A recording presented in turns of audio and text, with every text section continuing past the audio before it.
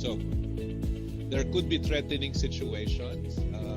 There are also cultural considerations. Yung shinare sa atin ni Aaron earlier, if we are not conscious of those and we violate it, there is a possible, ramification. Diba? So we have to be conscious. Sometimes everyone Mm-hmm. leverage on technology. Wow, thank you, Val. I really admire companies that invest on these things, especially with the size. I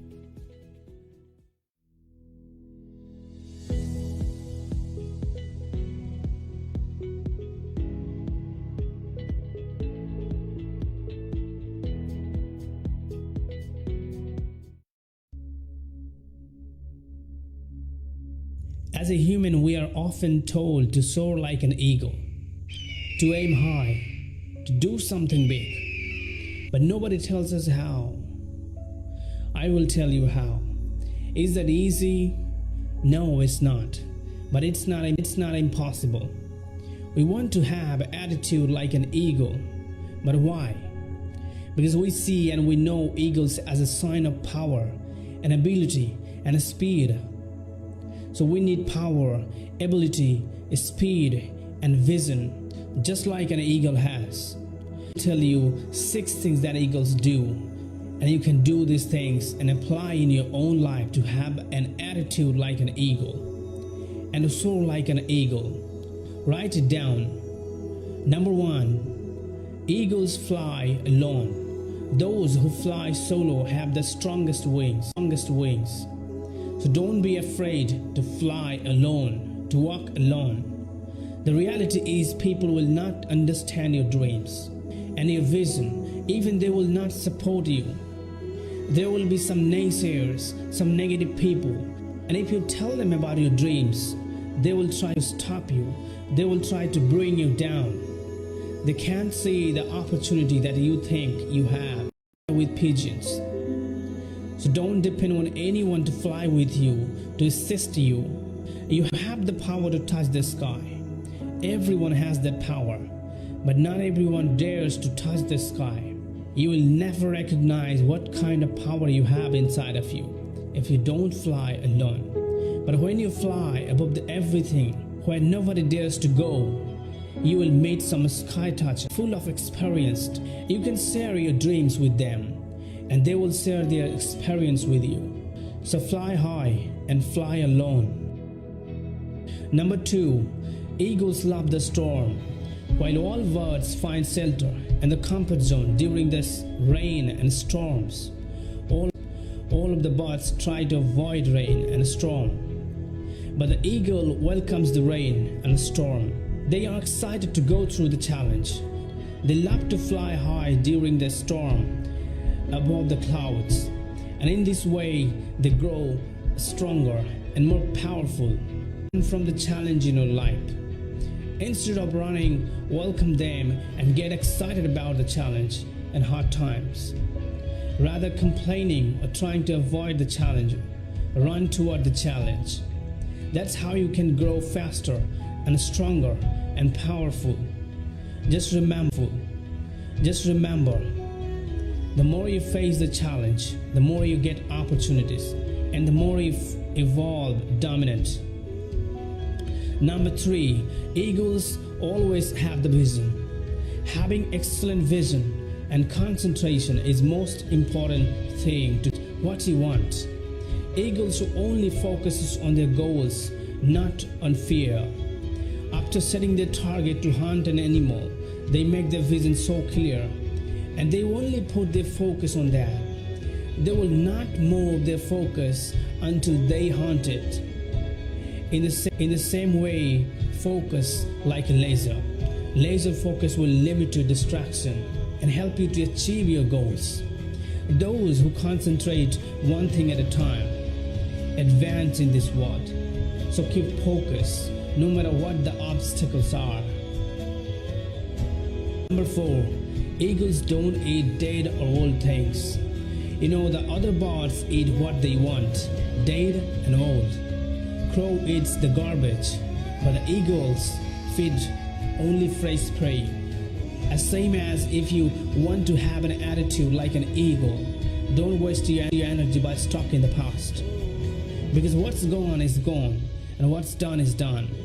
You have to move on by living the past. You know the two things that prevent us from happiness and success are number one, living in the past, private life. We must test the level of commitment of people we intend for partnerships.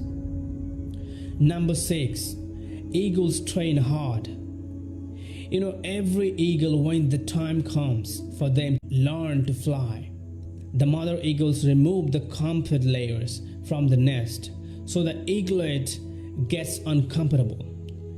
And then she starts throwing eaglets out of the nest. She does it daily and repeatedly until the eaglets learn to fly, until become fearless, grows stronger, and eventually they fly in the sky. So you must have to train hard and evacuate your comfort zone. There is nothing in the comfort zone. You have to face challenge every single day, and you have to go through hard times. And that's the way you evolve hard and stronger.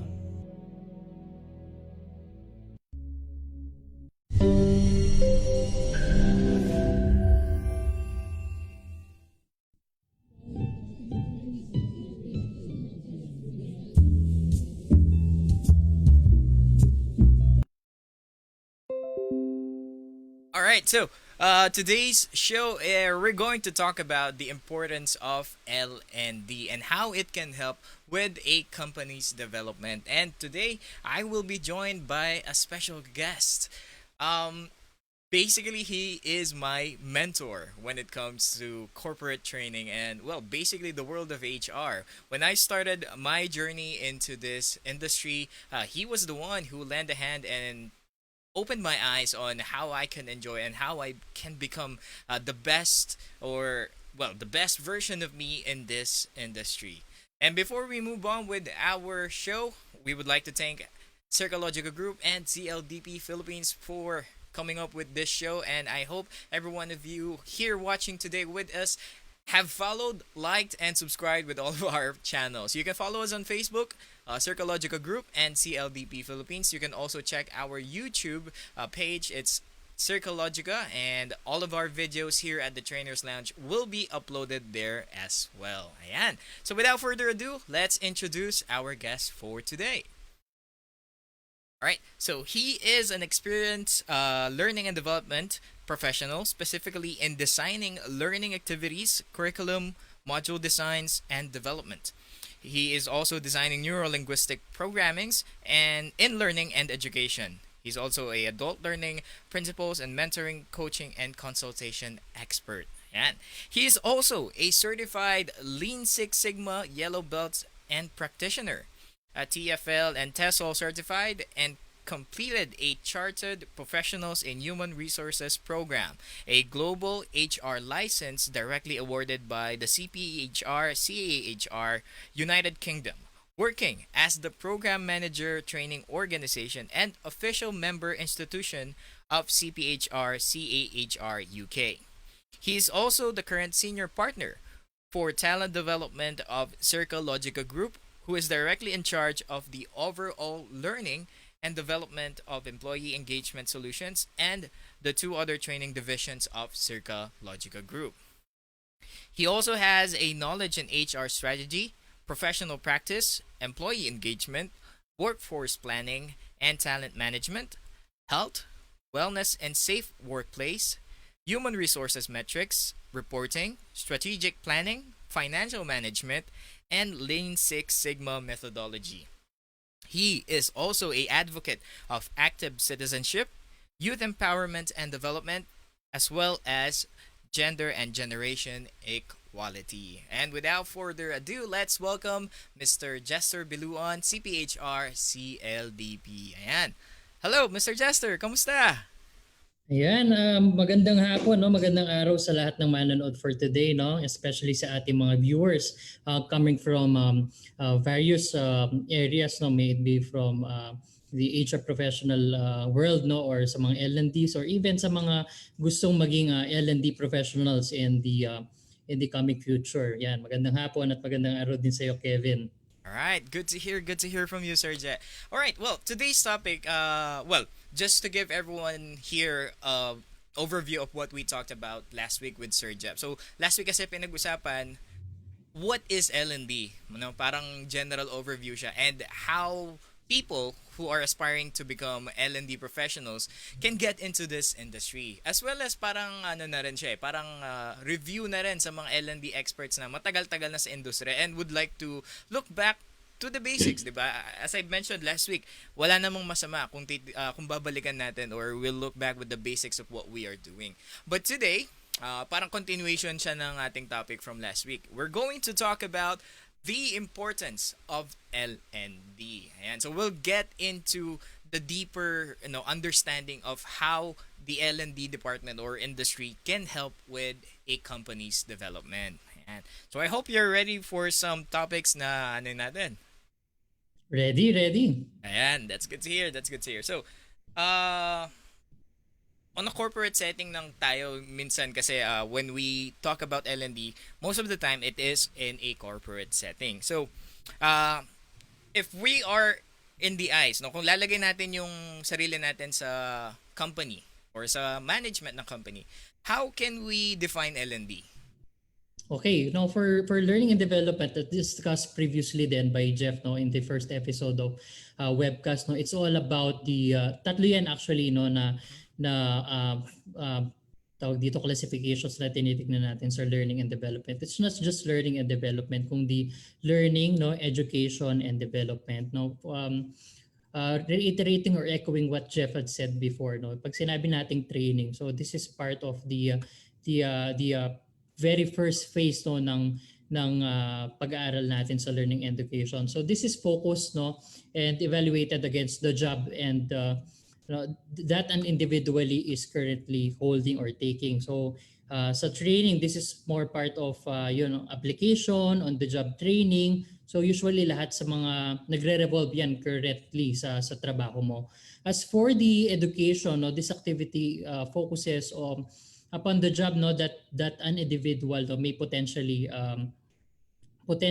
hold in the future, or probably ito yung mga pwedeng nilang magawang trabaho in the near future. So dito sa education, dito tinuturo yung mga theoretical development on a specific topics. As for the development naman, kung saan ito ay nagfo-focus sa mga activities kung saan the organization is employing the individual or the individual who is part of or may partake of in the future or almost paminsan impossible to evaluate ng mga trabaho. So dito pumapasok yung mga development opportunities which sometimes na ginagawa ng management ay they're eyeing for potential employees or leaders at paminsan tinitingnan nila yan sa level ng 10% lamang. So paminsan yun ang mga nabibigyan ng mga development opportunities. Pero of course learning development should be not just an opportunity for everyone, but it should be a management direction na ginagawa talaga sa lahat ng employees. Mm-hmm. And speaking of management, para maging klaro lang din, is L&D considered a part of the HR department, or is it its own department itself? Like Okay. kung ako, may sarili akong company, would I treat my L&D department as its own, or is it part of my human resources department? Okay, so good question, Kevin, dahil panay meron dyan confusion. I've been into different companies, and sa mga companies na naging member ako, and even from my colleagues who's been into different companies, meron yan pumapasok na ang nangyari is multifunctional. Pag sinabi natin multifunctional, HR officer ka, for example sa compensation and benefits, tapos meron kang hinawakan din na training. So that becomes a part of your job. Meron naman sa iba na companies na meron separate section ang learning and development. Let's say for example, meron tayong section for mga each facets of HR, including learning and development, na meron tayong recruitment, meron tayong compensation benefits, meron tayong IR and labor relations. Now for big companies, no, ang mga companies na yon ay nagki-create actually ng separate, no, department for learning and development. So paano ba yung pag-structure ng learning and development? So depende yan po sa setup ng business. Let's say for example sa manufacturing, meron separate yan na training and development sections na labas ang HR dyan. Bakit? Kasi itong training and development department ng isang manufacturing ay solely focus on production, no? So meaning to say they have their own department, they have their own training, they have their own training plan itong production line na ito. BPOs din kung titingnan natin, meron din silang sariling training and development, no, department, no, which is highly focused on customer relations and improvement. So dito may mga L&D trails tayo na makikita. Meron din naman sa mga organizations na for example training and development ng learning development department, no, paminsan tinitrain din natin yung ating mga employees, no, na ma-train sila or ma-equip sila sa skills ng learning and development competencies because yun nga startup pa lang sila, they cannot afford to employ, no, individuals na nakafocus lamang sa learning and development. So actually learning and development makikita mo yan sa lahat ng mundo, no, ng organization, may it be sa marketing and sales, may it be sa operations, no, may it be sa HR, may it be sa iba pang department, no, even compliance. Makikita mo sila, ligaw ang learning and development. I see. So it really depends on what kind of company you have and possibly the structure na rin, no? That is correct. Yes, the structure. But yeah, regardless what type of organization you are or what the structure of your company is, I think importante talaga na meron kang L&D kahit sa anong lang yan, kahit anong form lang yan, whether it's the bare minimum nga or the full on organization, right? That is correct. Yes, that is correct. And sa company din kasi, if we're going to talk about a manager or an owner na lang din siguro, titignan mo din kasi, why do I need to have an L&D department? So what benefits can we have if you on a managerial or on a director position, anong mga benefits ang pwede nating makuha ba when it comes to L&D? Okay, sige. Thanks for the question, Kevin. So before we proceed dito sa management's perspective, no, let's start first with the perspective of the employees, no, na magiging affected sa learning and development. We often think that the biggest benefit of learning is that we get a diploma or credentials, no. So pag sinabi nating learning and development, ang naiisip natin agad na benefit, no, sa pangsarili ay pag naka-attend ako nitong course nito, I will be receiving a certificate of completion, no. Paminsan sa mga graduate studies, no, makakakuha ko ng diploma or even sa mga certification program. Ayan, hahaba pangalan ko. So kung mapapansin niyo, no, professionals, no, really love to include, no, their post-nominal initials, no. But as we get wiser, no, we realize that there's so many more benefits, no, than that, no, aside from the diploma or the credentials, no. Kasi if you're bearing those credentials, let's say for example itong initials namin ni Kevin na si LDP, either si PHR, no, you're bearing also the responsibility of being one. Why? Because sabi nga dito, certified learning and development professional ka.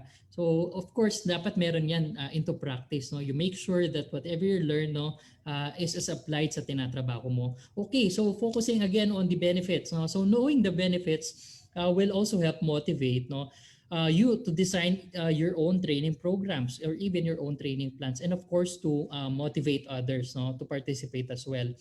So perhaps one of the biggest, no, benefits is the application that you can be learning all the time. So even if you're not in a formal training, sabi nga ni Jeff in the previous episode, sabi niya, being a learning and development professional is both, no, meron sense ng fulfillment at the same time thankless. Thankless because it's very stressful, it's very challenging because of the resistance nga, no, ng mga nakukuha natin. Okay, so the general benefits from employee learning and development, of course, number one, let's start from the employees, no, is an increase in job satisfaction and morale among the employees. So when we see an increase in job satisfaction, pagka nag-undergo tayo ng isang learning and development intervention, no, From that, no, malalaman natin kung ano ba talaga yung purpose ng trabaho natin, no? Kasi especially for the generation of millennials like me and the generation of Generation Z, no, ang importante sa kanila, para saan ba itong trabaho ko, no? Ano ba itong purpose ng trabaho ko? Para saan ko ba ginagawa to? So they always think of the relationships of the in-between activities na ginagawa nila. Pag ba ginawa ko itong trabaho na to, may bearing ba? So from there, no, ang hinahanap kasi nila is the purpose. At least pag ginawa ko itong trabaho kong ito, alam kong makakatulong siya sa HR. At pag nakatulong siya sa HR department, makakatulong siya sa overall financial gain ng isang organization. So lahat meron relationship. So that's part of job satisfaction. It's not just about how organizations pay you, but also letting you know how important your role is and your job is. So another is employee motivation. Of course, when you have attended various learning sessions, may it be certification programs, sit-in programs, or even mga sessions na kinoconduct internally sa organizations mo, you become motivated to work. Why? Because mas alam mo nang gawin yung trabaho mo. Remember when I say, when I told you about the training, it's a training about enhancing your job, enhancing your ability to do the job. So pag alam mo na, pag enhance na yung skill mo to do the job, then you're much motivated to work kesa dadating yung araw or Monday na manghuhula ka na naman, anong gagawin ko, ano pang ginagawa ko dito, paano ko ba gagawin to, So pag di mo alam gagawin mo, you're not motivated. Pero pag alam mo ang gagawin mo, of course you will be motivated to work, even to work, even outside the office hours. Another is, of course, the goal of the training is not just sa satisfaction and motivation. It's all about efficiency and in return resulting into financial gain. Of course, pag nag-attend tayo ng mga learning and development initiatives, may increase dyan yung efficiency or yung pagiging efficient mo as a worker. Mas bibilis yung trabaho mo, you know how to destroy or eliminate waste sa iyong mga processes na nagte-take ng so much time, and yung time na yan ang kumakain mismo ng profit na makukuha mo sa isang organization. Another is an increased capacity to adapt to technologies. Let's say for example, meron kayong bagong installed na performance management system, meron kayong bagong installed na ERP, hindi naman pwedeng i-implement mo lang yung mga system na yun without even training your employees on how to navigate that system, Of course, you will be trained as to how you can best utilize the platform, the system. So from there, there's an increased capacity to adapt to new technologies and methods. Another is, of course, increased motivation. Increase innovation. Innovation in strategies and products. When of course you have attended several programs, intensive learning programs, yung innovation mo ay may increase, may it be from strategies and products. Okay, of course by learning, it doesn't mean that you have to learn from the theories only, but you get to learn from others as well, applying the best practices that you're getting, not just from the trainer itself but from even your peers. Of course, enhance company image. Paano nagkakaroon ng enhanced company image and training? Of course, when we're doing ethics training, most of our clients are requesting business ethics and etiquette training. Number one reason is because everyone, I always tell the leaders, especially yung mga clients na lahat ay brand ambassadors, mapa back office ka, mapa front office ka, you're considered as a brand ambassador of the company. Kung ano yung nakikita nila sa iyo while working, nagre-reflect yan sa organization. It's not just inside but even outside of the company. So nagkakaroon yan ng business ethics and etiquette training both inside and outside the job. Okay? So another is, of course, it reduces employee turnover. When an employee is motivated to learn, nakikita na nila ang company nila nag-invest sa kanila, it means that they will likely more to stay than to resign. Sabi nga nila, what if I invest sa learning sa mga employees ko and then they leave, and then sabi naman ng isa, parang wala din, what parang if sayang lang. Correct. What if sabi naman nung isa, what if nag-invest naman ako sa kanya at di siya umalis, Ang challenge kasi lagi ng tinitignan ng kalaban, I'm sure HR professionals would agree ay sa terms ng HR versus finance, no? Kasi lagi nilang ini-implement ang training band, no? Kasi number one reason, nag-invest sila sa learning, tapos bigla aalis pala. So of course, yung implementation ng learning and development, no, ay nakadepende or nakaayon dun nga sa mga binanggit nating mga benefits kanina. Also, last one, of course, risk management or yung mga government mandated learning programs, no? So this is more about the training about sexual harassment, diversity and inclusion training, ano pa ba yung mga required, no, even drug-free workplace, and even yan yung mga mitigation ng COVID-19 in the workplace. So yun yung mga general benefits na makukuha natin sa learning and development, both as a company and as an individual. Ayun, ang dami. Yes. Sobrang dami, di ba? Pero ayun nga, I think L&D was meant, well, it's meant to be a helping hand for a company's development, no? Hindi lang sa employee, but also hindi lang individually for the employees, but also as the organization grows, parang kailangan din mag-grow yung skills mo, yung mga competencies, not only of your employees but your whole team as well. And earlier you talked about training bonds, and I think it's a good thing for us to discuss more kasi, well, some of us might not be familiar yet with what a training bond is. So ano nga ba yung training bond, Sir Jester? Okay, so training bond is a mutual agreement, no, between an employee and the employer. So ito, for example, no, that the employer, no, have invested, no, sa iyong education. Let's say for example, a training outside the company. Let's say for example, ito ay naglalaman ng 6 digits, sabihin na natin kunwari, no, na training or education, no, sa ibang bansa, either a certification program, no. At ang training band na yun ay nagsuserve ng assurance, no, na itong natutunan mo at ininvest namin sa iyo ay gagamitin mo sa company in the span of years, no. The span of years is not fixed, no. It depende yan paminsan sa education na pinursu or ininvest ng company sa iyo, no. So doon po mapasok yung training band. However, some of the companies do not implement training band because as they believe, no, kapag na dito yung culture ng learning, hindi naman sila aalis, no.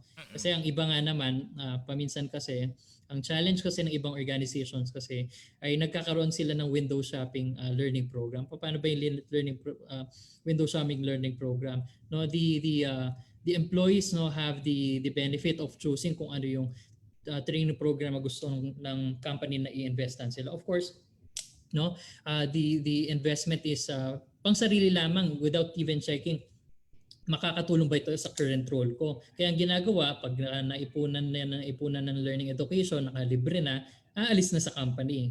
Ayan. I mean, it's okay lang naman din to check kung ano yung gusto mong i-take, di ba? Pero, yun nga, at the end of the day, you have to make sure na yung matututunan mo has some benefits for the company as well. Especially, no, if the company is going to shoulder your training or your education plan, di ba? And I don't think na masama naman siya pakinggan. It's just a way for the companies to secure that the development plan for their employees stays within the company, ika nga, di ba? Mm-hmm. So it's a culture, ika nga. You have to create your own culture wherein your employees will feel na, okay, pinapaaral nila ako. They want me to develop my skills. So parang it's a way for them to have a mutual agreement na you'll benefit from this and the company will benefit from this as well. Mm-hmm. So now we've talked about the benefits. Paano naman yung reasons? Bakit? Well, I know it's a bit obvious, but just to give our companies there a much more clear a much more clear idea why or what are the reasons for a company to decide to engage their employees in training and development.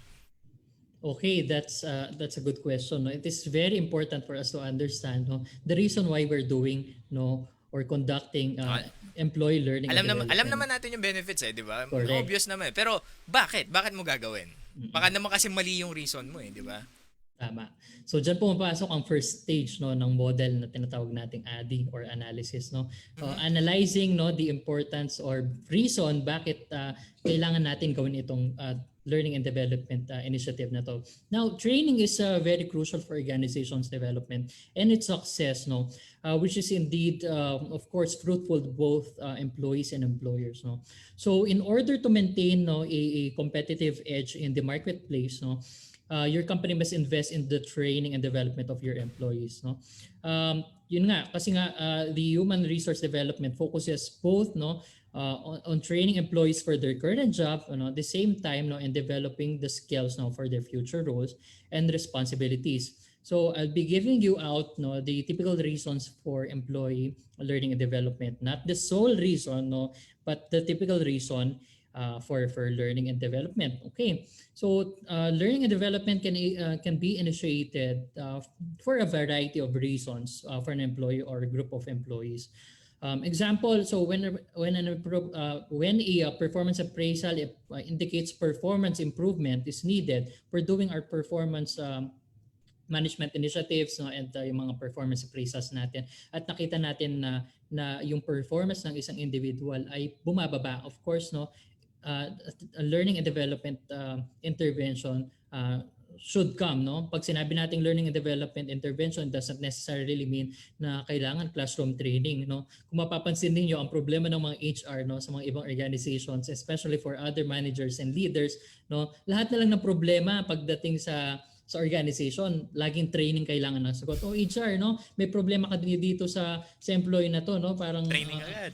Oo, training agad, no? Ang pangit ng ugali niya, pa-training mo agad, no? Panay absent to, pa-training mo agad, no? So, learning and development intervention is not just about training, but no, it's about other methods as well, no? Diyan pumapasok yung discussions, no? At diyan pumapasok yung mentoring and coaching, diyan pumapasok yung even a simple discussion with your subordinate, no? Kamustahan session man lang is a learning and development intervention. No, it doesn't necessarily mean that yun nga, a training is always the solution. Another is to benchmark, no, the status of improvement so far in performance improvement effort. Let's say, for example, after conducting the learning program, no, we have to implement the best practices. Okay?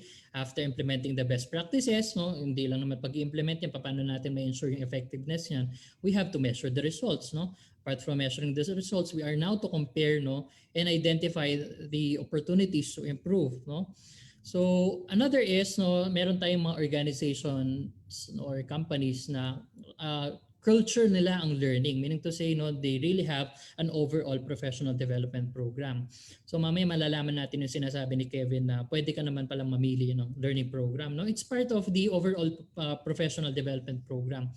And it's also part of course, the succession planning, no, to help an employee be eligible, no, for a planned change, no, in the role in the organization, no. So then unforeseen happen. Let's for example, no, meron na tayong mga magre-retire na mga leaders, no, coming from the boomers, no, kung saan dito na yung mga millennials ready na mag-take ng senior management roles, no. Learning development initiative needs to take place, no. Let's say for example, no, katok-katok tayo, may mga aksidenteng nangyari, ready ba yung mga successors natin, no, na i-take yung role na to, no? At kailangan nga ng learning and development initiative. So succession planning is really plays an integral part, no, sa mga companies, especially sa mga upstarts, no, organizations, no. Of course, to pilot or test the operation of a new performance management system or ERP, which was discussed earlier, and of course to train about specific topics. Let's say for example, di naman kailangan, no, panay nagbe-benefit dito yung organization, kailangan nagbe-benefit din yung organization. Pumasok ang February or Love Month, no? Pwede din na magkaroon tayo ng training, no, how to mend a broken heart, no? Ayan. So meron din mga initiatives sa mga organizations na ganyan na nakakalimutan nila, no? So ayan, tinutuluan yung mga broken hearted, naghiwalay na asawa. So may mga training programs na ganyan din, no? Ano pa ba? Financial wellness, no? At sabi nga ng isang colleague of mine. And it's true, no, kasi I facilitated the financial wellness program sa mga companies. Sinasama nila ang kanilang asawa, no, especially nung nasa manufacturing industry ako. Bakit sama yung asawa ng mga nag-a-attend ng financial wellness? Kasi daw ang may hawak ng pera ay yung mga wife may asawa, nila. diba? Correct. So, si Commander. Tama, si Commander. Bakit mo ako titrain ng financial wellness? Hindi naman ako may hawak. So binibigay yung opportunity, no, even sa mga wives nila, sa mga mga commander nila. So yan, hindi lang naman sa mga specific na topics regarding work, no. But note that focusing only on performance, no, deficiency in needs analysis, no, or reasoning is too restrictive. Okay, so I also classify no, the reasoning or training needs as democratic needs. So ito yung sinasabi ni Kevin, no. So these are the options that are preferred, no, selected or voted for employees, no, or managers or both. So ito, this programs, no, addresses the needs, no, that are likely to be accepted and desired by organization members, no. Sabi ko nga kanina, yung mga kamustahan sessions, no, training for the broken-hearted or financial wellness. Pangalawa, diagnostic needs. Ito yung tinakal natin kanina about performance. No, this reasoning o no, yung diagnostic need, no, is a way, no, for us to focus on the factors that lead to effective performance and prevent, of course, no, performance problem rather than emphasizing, no, na ito yung mga existing problems natin. No, so these needs are identified, no, by studying the different factors that may affect the performance, maybe through performance appraisals, no, through assessments, no, through various methods, no, to understand, no, yung mga current issues or challenges, no, sa trabaho, no. So the goal is to determine how effective the performance can be obtained. Pangatlo, analytical. Okay, so from analytical or the reasoning to analyze, no, yung needs na to is to identify new or better ways to perform a task. Let's say for example, sa manufacturing, no, we've been doing this process for how many years, no, but masyado kaming competitive, gusto naming mapabilis ang proseso. How can the workers be more efficient? So dito magkakaroon ng analytical skills. Dito nga din pumapasok even yung mga industrial engineers. So we're actually we're actually working hand in hand, especially sa mga manufacturing, with the industrial engineers then as well, because yun na yung study ng efficiency doon pumapasok. Okay, another is of course, no, so these are generally discovered, no, paminsan by an external institution, from insights of experts, no, or even sa mga consultants. So dito pumapasok yung mga consultants, no, na service na yung organization not capable sila of doing their own ang tawag dito, analyzation nung trabaho or nung job. Okay. Fourth one, of course, the compliance need, as discussed earlier, no, are those which are mandated by law. So ayun. So yun, no, maraming various reason at needs. So hindi lang sa pwedeng pang window shopping na mukhang maganda itong title na to ng leadership, patrain ko nga ito. O kaya ito naman, no, usually common na ginagawa ng companies, no. Ito personal opinion ko ito, no. Targeting a certain number of hours for each employee. Sige, bigyan natin kayo ng target natin kayo ng 40 hours per month, no. Ang goal niyan each department, no. So ang gagawin ng each department, no, manager, maghanap ka ng training mo, 8 hours ba yan, 16 hours, no, 24 hours, sige. Tapos i-report natin ngayon sa HR. Now, without even considering, no, are this training even effective or useful? Okay. I see. And yun nga, no, one of the reasons din kasi siguro one of the reasons for a company to conduct training or employee development is hindi lang doon sa performance nila to do their tasks, to do their job descriptions. I love the fact that some companies, or I hope most of the companies, no, nowadays is focusing as well doon sa other aspect of well-being. Hindi lang doon sa skills na well, yes, an employee is inside your company for what? Like 8 hours. Sabihin na natin, like the traditional working hours. 8 hours siya sa company mo, and it's also nice for you to make sure na his well-being is there. Not only yung skills niya, but also like mental well-being, financial well-being, no, emotional well-being. No, ang daming ng aspects ng work life ang kailangan mo din tignan, or you have to consider as a company owner, to make sure na, you know, your workforce is still functioning well. No? Kasi, okay, ang galing-galing ng employees mo when it comes to their tasks. They can follow their job descriptions quite well. But after that, hirap sila sa buhay, no? Like they're going through something na outside of the company. And, you know, with the inclusion of mental, sexual, financial, and dami, no? Health, wellness, it's good na rin, no, to put it as a reason as well. No, gawin na Correct. nating reason 'yon to make sure that our employees are fit, not just with their skills but they as a person. Mhm. Ayun.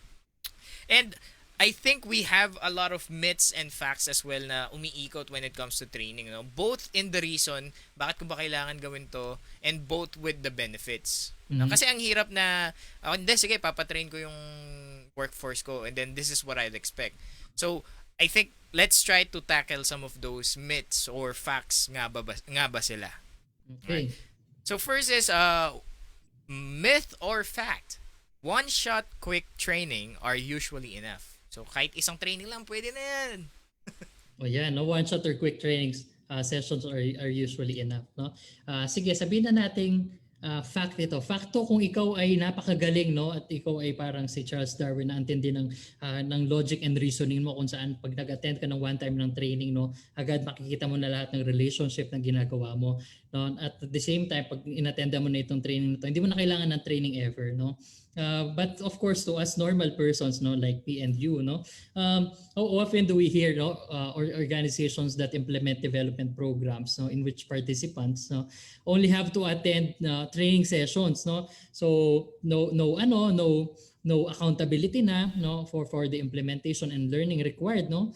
So if people are truly serious about developing skills, no, so they need to put it more practice and effort than that. So ito self-check to, reality check, no, katok-katok sa mga learning and development professionals and even sa mga managers, no.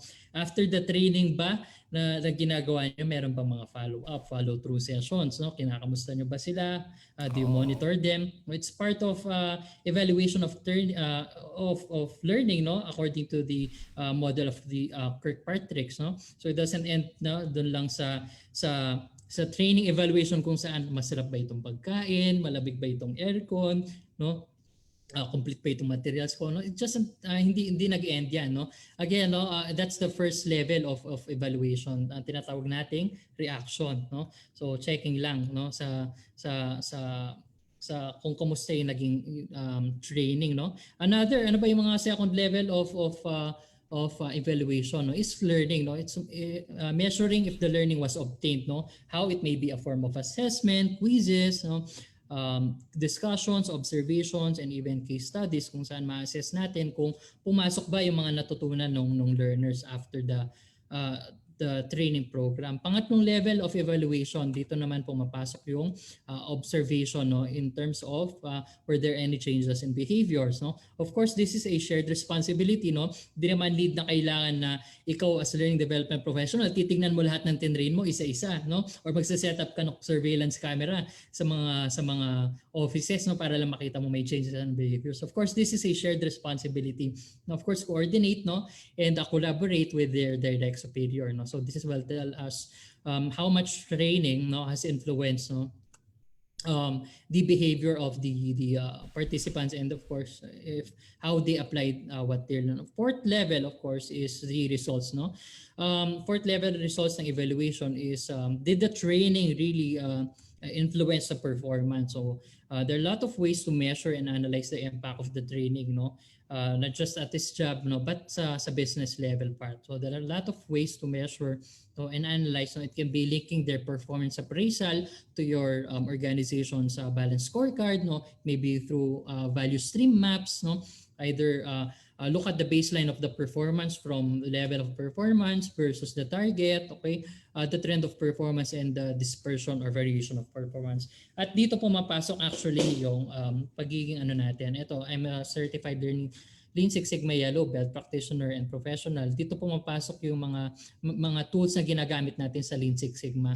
So ako, it's very important for learning and development professionals, even managers, no, to obtain the methodology of Lean Six Sigma, kasi from there we'll be able to identify na marami palang tools na pwede mo magamit, no, to measure and analyze, no. Marami na bagay either for performance, no, the dispersion or variation of performance. All right. And another myth or fact question.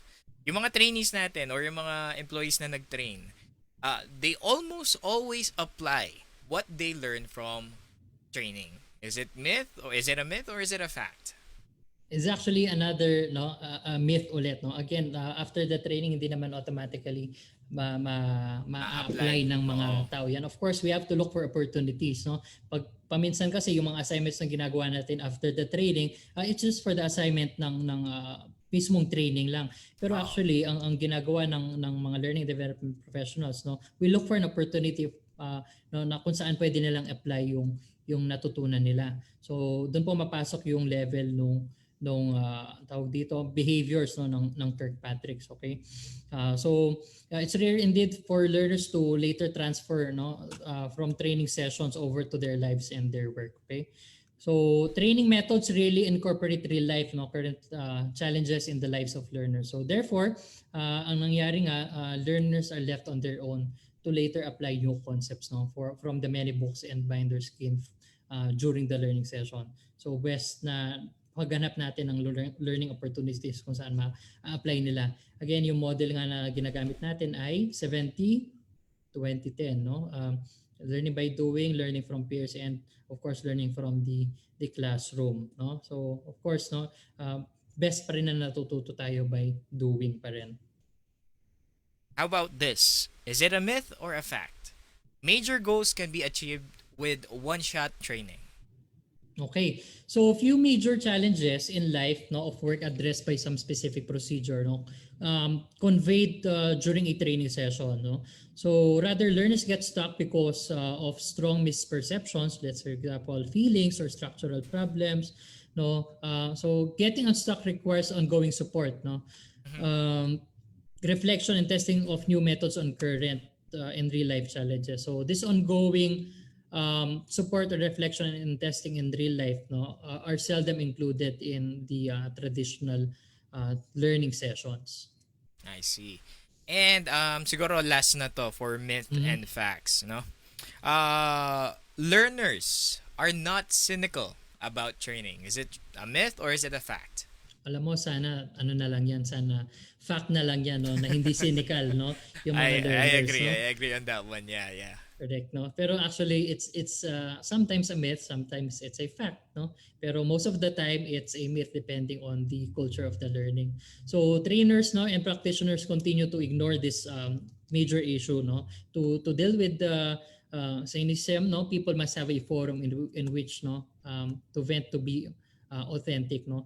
So when it comes to training, no, the majority of employees appreciate the investment that the organization is making and recognize that as well, contributing to their own development, no.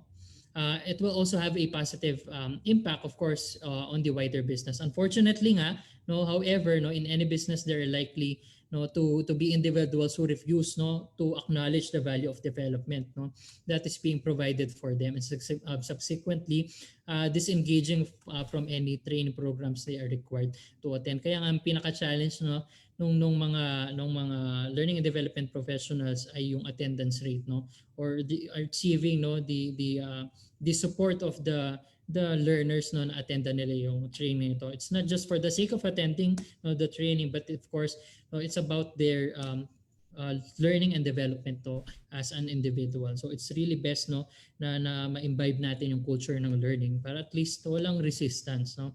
Kasi very challenging po ang may resistance, especially kapag ang buy-ins niya ay wala sa not just sa employees, no, kundi sa either sa ibang managers or even paminsan sa upper management, no.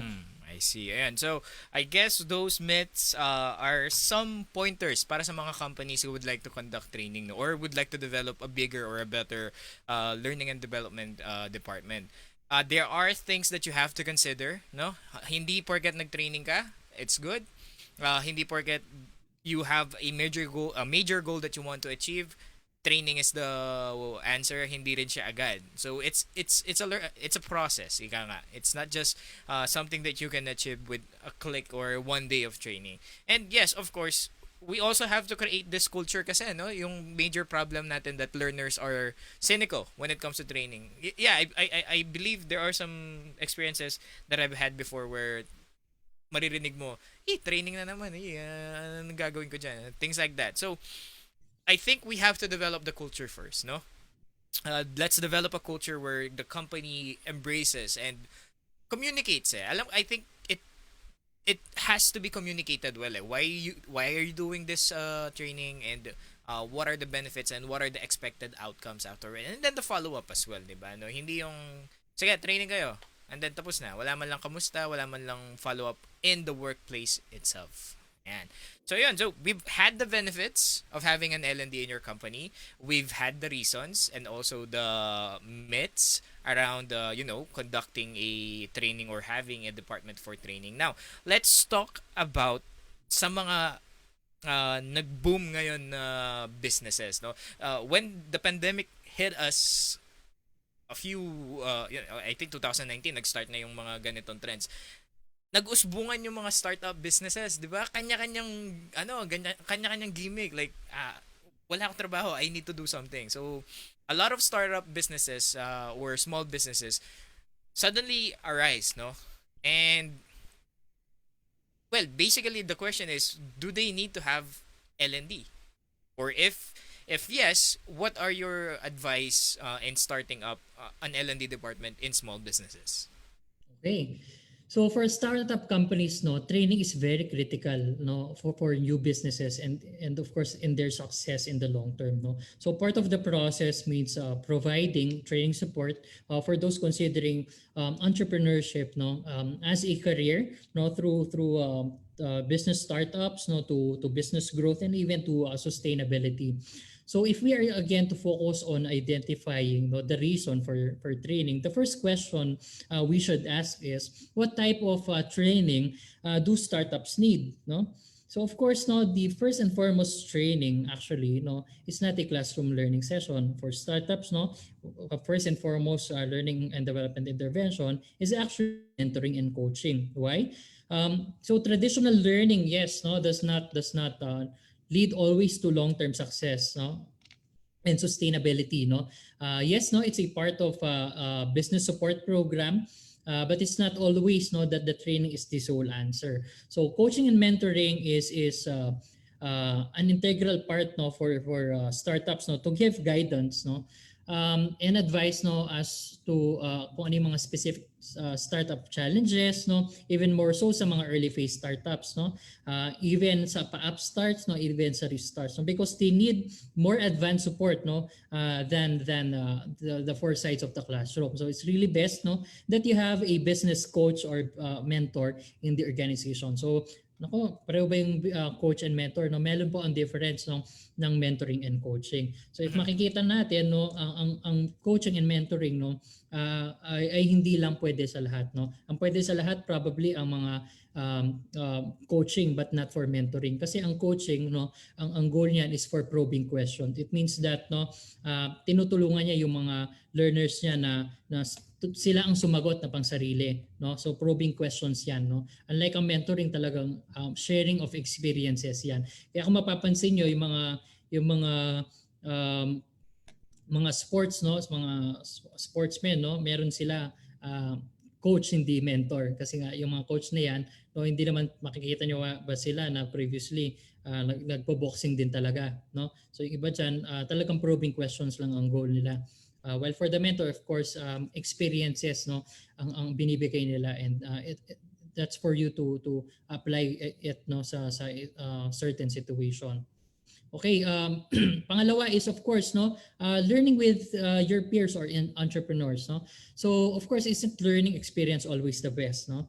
We always heard that for the nth time, no. So training program are most successful, of course, no, if you combine traditional learning with knowledge sharing with others, no, especially that we're dealing with adults, no. So iba kasi yung facilitation ng learning sa adults and sa students, kasi students is more dependent on the trainer, no, while adults, no, we have to apply adult learning principles kung saan, no, minamanage natin, or no, yung learning kung saan you get to learn from your trainer but you also get to learn from your peers, no, in which nga ito nga they will learn from each other, no. Why? Because we're dealing yun nga with experiences, no. So that's where networking makes, no, an efficient way of learning, allowing entrepreneurs, no, to discuss and share ideas. So what is the method? No, it can be both formal and informal. Okay, another is innovative and flexible learning. So of course, no, lalong-lalo na sa entrepreneurs, no, they have very little time, no, because they have a business to run, no. So they want to learn as much as they can, no, in the shortest possible time. So one of the most effective approach is again learning by doing. So therefore, courses should be practical, no, and based on real life cases, no. So self-studies is also effective, no. Yun nga, applying the 70-20-10 model. Actually, sabi nga nila, is 70-20-10 model still relevant ngayong pandemic situation? Actually, the model is still relevant, pero yung changes na siguro sa scoring pwede mag-iba kasi nga mas focus na sila sa self-learning at saka sa learning by doing, nawawala na yung interaction with the other, no. Pero still, no, it's a good guide, no, itong 70-20 model. Of course, another is the training should be targeted to their entrepreneurial journey, no, kung saan ito, for example, tayong mga consultancy providers, no, hindi tayo gumagawa ng mga training programs na pang general lang, no, na one size fits all, no. Hindi, dapat tailored fitted ito sa mga needs nila. Of course, training is more effective, no, when targeted at the specific needs or at each stage, no, of their entrepreneurial journey, no. So from yun nga, from entrepreneurs na gusto maging entrepreneurs, no, so doon sila tuturuan ng mga basics, realizations na kailangan ba pumasok tayo sa job na ito, sa mundong ng entrepreneurship. Pangalawa, sa mga wannabe entrepreneurs, they're ready, pero ano pa yung kailangan nilang gawin? So dito natin sila tuturuan ng mga conceptual frameworks, no, ng theories like developing business plans, no, marketing and selling. Sa mga early startup entrepreneurs naman, no, na yung business nila nagra-run of between 3 to 5 years na. So ito yung mga early startups entrepreneurs na nasa first phase.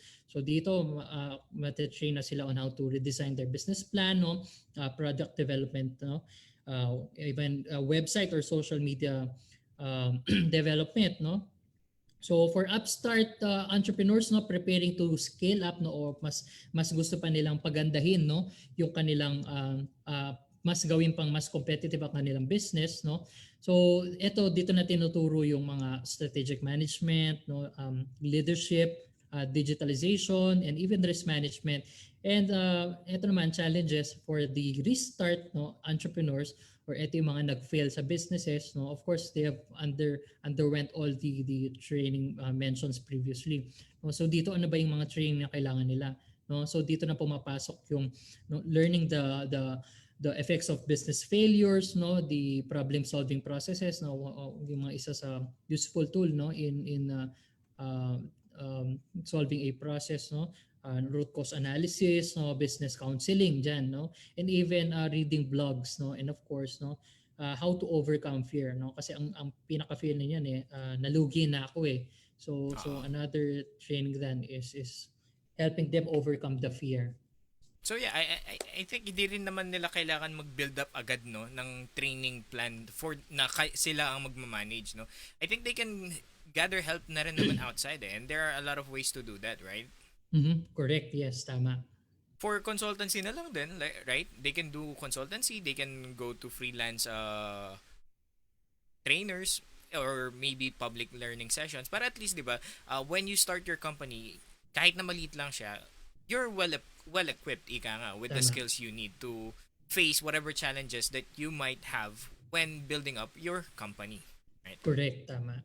And well, with all of the topics that we've talked about today, I think it's also important for us to understand, no, kung meron nga ba tayo nakukuha benefits, and I believe there's a way to measure that, no. Mm-hmm. So we know the reason for training, we know the benefits, pero how do we know if we are actually benefiting from the training? And we have this thing called ROLI, di ba? ROLI, or Return of Learning Investment.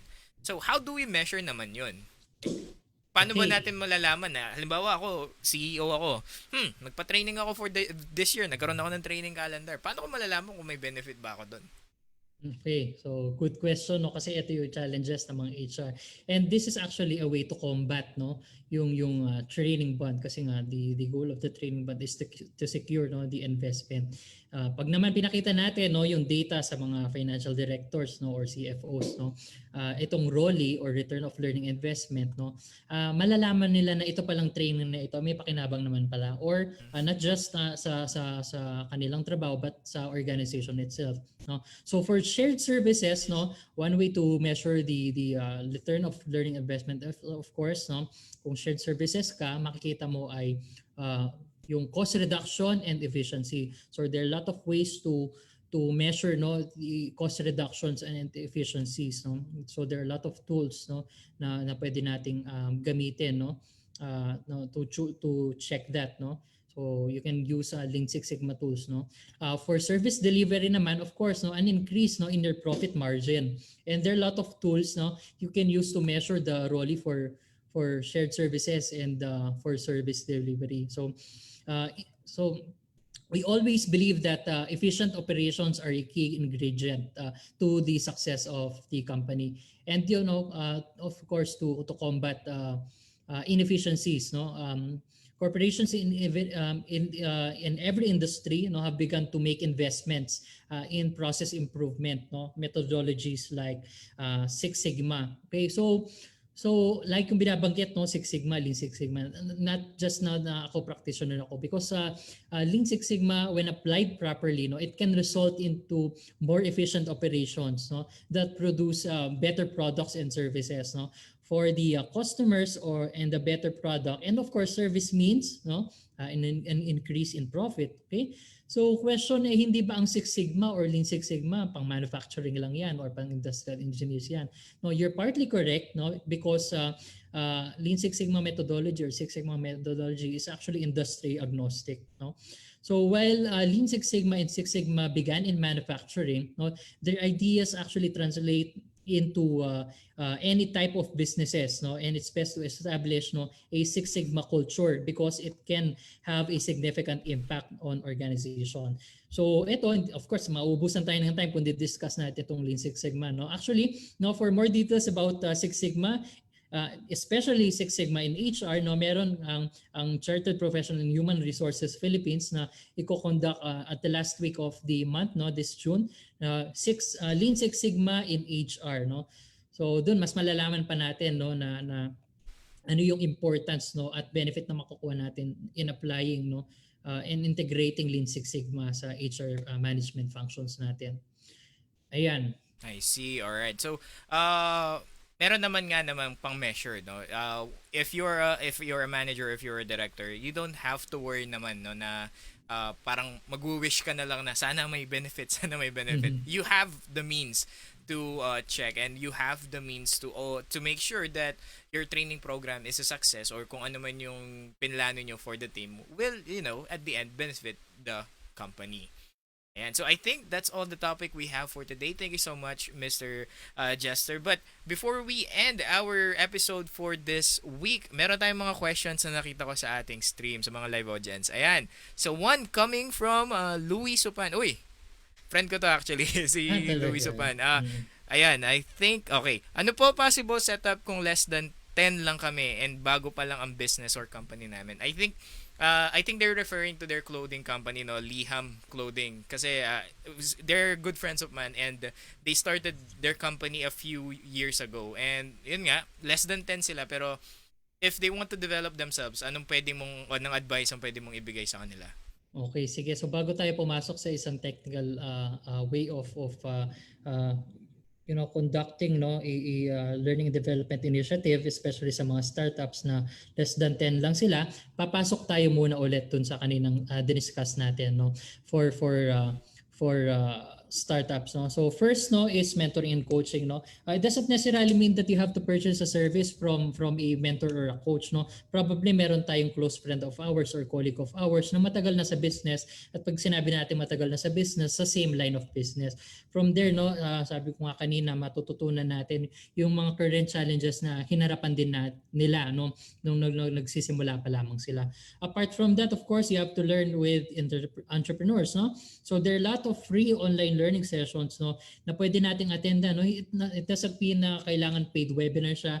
Ako nung nagsisimula pa lamang ako no, prior entering the world of learning development, sige, so backgrounder lang no, I'm actually a graduate of information technology, a major in network administration, no? At ako'y naligaw sa mundo ng learning and development, Medyo no? malayo. Di lang medyo malayo. Medyo lang naman. Oo, no? So paano ako napunta dito, no? Dito sa mundo ng learning and development, no? Sabi nila, tinatawag nila yung mga tao no nakasama kong mga colleagues, no, ay HR by accidents, pero ako I want to position myself, no, na calling ko ang learning and development, no, to share you a quick backgrounder before ko masagot relevant sa question ni Louis Supan, no. Nag-start ako sa learning development. I'm actually practicing learning and development methodologies na nung ako yung nag-aaral pa. So nung nangyaring ako inip na inip, no, na naghahanap na ng trabaho kasi ako nagmamadali after ko mag-graduate. Gusto ko 1 week after pa lang may trabaho na ako. So I applied to various jobs, no, for learning and for IT related, no, hanggang sa na-offeran ako ng position ng training and events sa isang manufacturing company. So ito sabi ng kaibigan ko, meron ka naman experience nung nag-aaral ka ng mga training and events, why not apply? So check namin qualifications, kailangan 3 years, no. So nung nag-apply ako sa job na yon, ginamit ko yung experience ko nung nag-aaral ako kasi masyado akong bibukid noon, active ako sa lahat ng mga groups noon, may student council, student organizations, no, even outside activities, no. But those are considered experience na rin naman, di ba? Yes, actually. And they're also considered as an experience. So yun ang nilaban kong experience. So hindi ko namalayan na one day hiring pa lang nangyari until such time na ang nangyari, no, pinapag-job offer na ako, no. For job offer na ako the same time I applied. So after nung job offer na yun, sabi ko mag-iisip muna ako kasi nga ang gusto kong pasukan ay IT. Dumating ang bukas, no, bigla meron din akong for job offer for an IT role. So doon pumasok sa akin, no, ano pa yung pipiliin ko, itong training and events o itong nakaayon sa course ko. So hanggang sa dumating ako sa identification, no, na ano ba yung love ko at ano ba yung like ko. I like doing, no, yung networking sa networking sa mga computers, no. Pero I think I love doing learning and development. So doon na tumahak yung mundo ko sa learning and development. So I don't have a background din, no, na talagang yung in-depth background sa learning and development. Pag gusto mo yung role mo, of course you will do your sariling research, no. So ayun, doon pumapasok yung pwede ka rin matuto online, no, via YouTube, no, via free webinars, no. So apart from that, no, of course learning by doing. Pag natutunan na natin lahat ito, no, we have to apply what we learned, no. So yun yung mga best way, no to parang obtaining a learning and development. Ngayon papasok tayo sa technical, okay? So dito pumapasok yung training needs analysis. It's very important because this is a systematic approach for determining what training needs to take place, no? So remember when attending or conducting a learning and development, no, initiative, no, you will always have to consider the following, no. Of course, the business needs, no? Ano ba yung mga business needs mo? Ano ba yung pangangailangan ng organization mo? Ano ba yung current skills mo, no, or attitude or tinatawag natin ditong knowledge or skills ng mga tao mo, current competencies nila. Ano ba yung mga training methods? Sabi nga, it's not just learning, no. I mean, training sa classroom ang sole way for learning and development. There are a lot of training methods. Ano pa ba yung mga cost, no, na kailangan i-measure, no? So we do cost benefit analysis as well and the effectiveness, okay? So kung startup ka, yun nga, gaya mga nasabi ko, no, there are a lot of ways to do that. Ayun. So Luis Supan, I hope you were able to catch that and I hope mag-boom pa yung business ninyo. And so we also have another one here coming from Jonathan Lim. And thank you for watching, Jonathan. Good afternoon po. It's nice to be here in your program. Uy, thank you naman. Tanong lang po, ano po ba pwede kong gawin if gusto kong mag-invest para sa sarili kong training? I see. So, thank you po and more power. So, baka yun nga, I think napag-usapan natin kanina to, no, na pwede ka rin naman as an employee to look for your own training. So, anong advice or paano ba sila pwede mag-start? Tama. So if you're a current employee, check to with the HR kung meron silang career development mentoring, no. sessions or coaching. Meron kasi mga career development plans, no, yung mga ibang companies kung saan they're helping their employees, no na ano pa yung tatahakin ng career path nila, kasi ang iniiwasan natin diyan ay magja-jump ka from one role to another. So not just company to another, but from one role to another, kasi ang challenge lang diyan, no, either gusto mo maging expert dun sa various areas ngayon, ang challenge lang din ay kakainin so much ng time mo. So focus talaga kung ano yung nasa career path mo. For example, kung nasa learning and development path ka talaga, of course check, no, mag-start ka sa mga theories, no. Ako, sabi ko nga sa inyo, no, bago ako pinag-attend ng mga learning programs ng company, nag-start ako sa sarili ko dahil nga hindi ako graduate ng HR or psychology. Nag-aral ako na sobra na mag-isa because I don't want to be an employee na dito ako sa position na to at di ko alam kung ano yung ginagawa ko. So what I did is, no, I did my own research, no. Nag-aral ako mabuti, maigi. I even purchased a lot of books. I even purchased a lot of digital workbooks. I even asked a lot of mga learning and development professionals, no, na kung nakulitan man sila, ngayon natutuwa sila because they're seeing me grow here, no, sa role na ito. So kung gusto mong ginagawa mo, there are a lot of ways, no. YouTube, Google, no, learning sessions, webinars, certification programs, no, coaching and mentoring. So yun, it's best na identify mo ano ba talaga yung career path mo. Is this what you like only or is this what you love? Meaning pag like may Mondays na hinihila mo yung sarili mo, sige, for the sake, gagawin ko tong trabahong to. Pero pagka Monday narinig mo, you're excited. Ito pa another yung factor kung love mo or like mo ang ginagawa mo. Ang stress, dalawa yan, either good stress or bad stress. Pag like mo ang gusto mo, bad stress yan. Pagka workload yan, ang dami, na-stress ka, ayaw mo nang tignan, demotivated ka na. Pero kung you love what you do, ang stress niyan ay good. Meaning to say, ay, ang dami pang kulang, no? So mas pag-iigihan ko pang pag-aralan, no? Naranasan ko yan sa learning and development journey ko, no? Unlike nung ako'y nasa sa IT, talagang I'm good at what I do, pero parang talagang fino-force ko mas magaling yung sarili ko. Unlike dito sa learning and development, parang naging likas sa akin because I love what I do, eh. So yun, tignan mo kung ano yung like at love mo. From there, build your skills, no? Apat yan, paminsan cash, or paminsan ask, no, at paminsan cash. Ano yung ask, no? Attitude, skills, and knowledge. Build your attitude, build your skills, and build your knowledge. Ako sa mga personnel, no, sa mga subordinates, no, cash ang ini-implement ko sa kanila na hindi nila napapansin. Building their knowledge, their skills, their attitude, and even actually their habits, because habits, no, has an integral may malaking factor yan sa learning, no, yung habit, no. Ayan, so sana nasagot ko yung katanungan, Jonathan Lim and Luis Upan.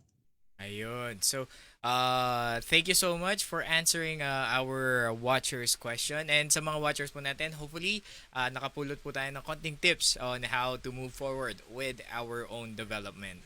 Alright, so I guess that's all the time we have. Sir Jester, again, thank you so much for joining us to today's episode. If you have any promotions, ayan, sige, feel free to promote away.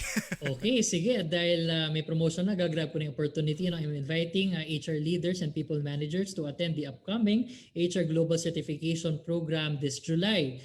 Yung dates po makikita nyo sa www.cphrphilippines.com. No?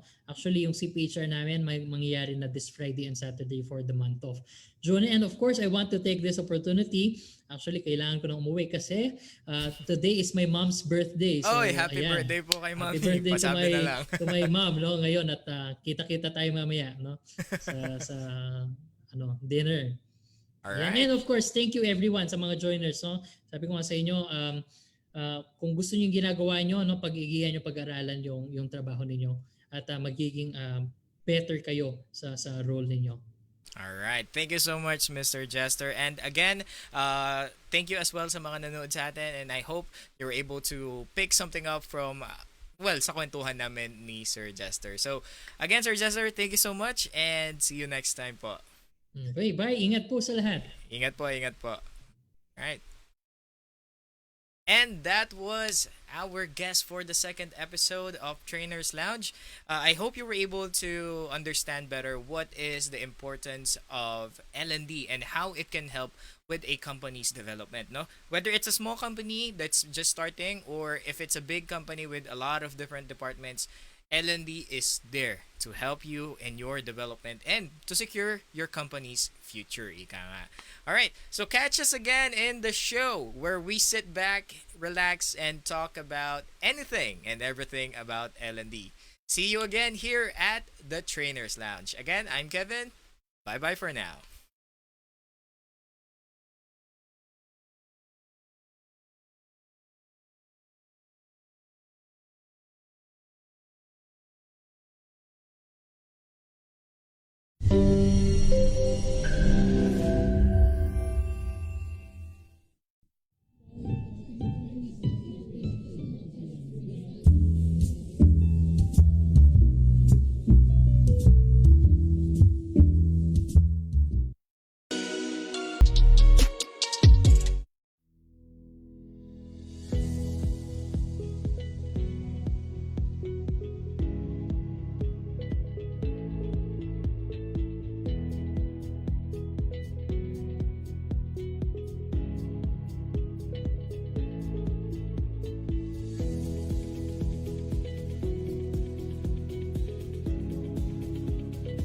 Yeah. So there could be threatening situations.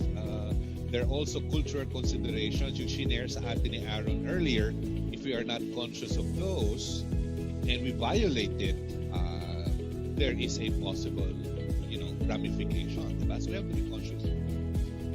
Sometimes it Everyone. Mm-hmm. Leverage on technology. Wow, thank you, Val. I really admire companies that invest on these things, especially with the size. I